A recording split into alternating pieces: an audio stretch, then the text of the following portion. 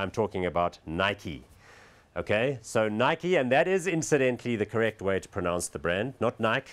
Nike, it's been confirmed by the company, is the world's leading sports apparel, footwear and equipment company, right?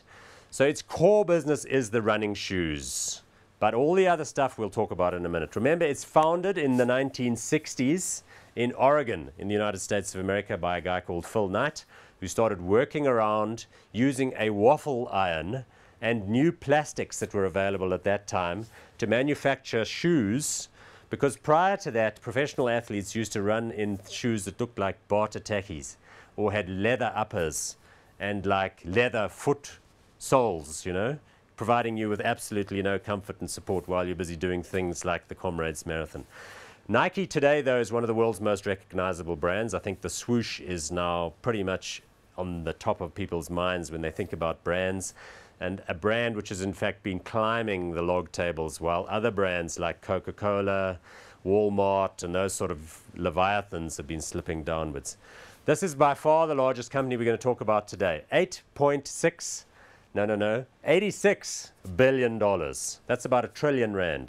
So that makes it just about as large as SAB Miller, as big as pretty much all of the companies listed on our local market. As I say, it's the largest in this particular sector. Price to earnings ratio 28.6, dividend yield of 1.12. Okay, so Nike is a huge player. Well, there we go. We've got the graph, and that's quite nice. We're all on our own here, so we can look at this. So this is the graph over 5 years. You can see it's just about at $100 a share, and there it is. It's climbed from around 30 in the last 5 years. So you can really see what I'm talking about here when we talk about this global trend. This has definitely been apparent with Nike as they have gone from strength to strength and their sales have gone through the roof. So, a couple of points about Nike. First of all, very big and strong player in the shoe business. So forget about all the other stuff. The core business remains shoes and the running shoes. Remember, the margins on the shoes are getting better and better because one of my favorite innovations, and that is the knitted shoes. So in the past, they used to make the Nikes from, you know, cut and trim and stitch together bits of leather and sort of quasi-leather and that old webbing stuff. Now, in fact, the entire upper is knitted, and they have parts of it which have a denser fabric and parts of it which don't. I think you'll be familiar with these shoes. The margins on that are much better. So not only do they work better, are they more comfortable to wear, but the margins, in fact, for the company are also higher.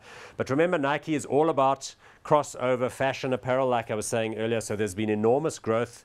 They sponsor some of the key teams in football, both at the club level as well as at the international nation-state level. So you'll see Nike, for example, sponsoring Barcelona, Manchester United, but also sponsoring Kaizer Chiefs locally, and then international sides, you know, like Brazil was the biggest one, and they were most hopeful with regard to the FB. So that's all fabulous. There are a couple of additional areas that we're looking at as well here. They're big in golf, although that's a contracting category, like I mentioned earlier. They're big in all sorts of sports. They have high performance wear that's designed for those sports specifically. You know, the NFL, so that's American football, is enormously commercially successful league. They sponsor all of the apparel for all of those teams. They make all of the apparel for all of the teams. And then all the kids that play American football in America are using the Nike stuff. It's also a very, very global business. So they work hard to be as visible as possible. They distribute their stuff online, in their own stores, as well as through all of the sports stores. So it's an absolute no-brainer. I think it's one of the most attractive investment opportunities in the globe. Got to have some of those. Buy them now while they're still below $100 a share. It's a stock which you've got to have funds offshore in order to buy. But there you go. That one is definitely hot, and that's my favorite entry point into the market.